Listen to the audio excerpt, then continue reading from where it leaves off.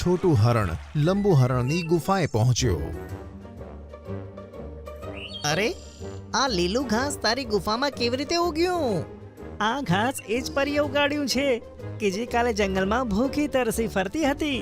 મેં એને ખાવાનું આપ્યું તો એણે મને 3 ઈચ્છાઓ આપી. તો મેં ગાજરનું ખેતર, તળાવની સફાઈ અને મારી ગુફા માટે ઘાસ માંગ્યું.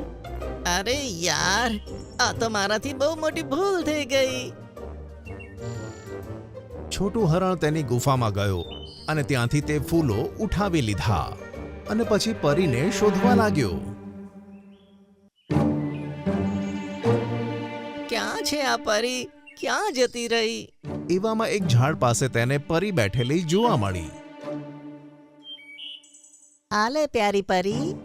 અરે તું તે તો ગઈકાલે મને ફૂલ આપવાની ના પાડી દીધી હતી ને? હા, ના પાડી હતી, પણ આ ખાસ તારા માટે લાવ્યો છું.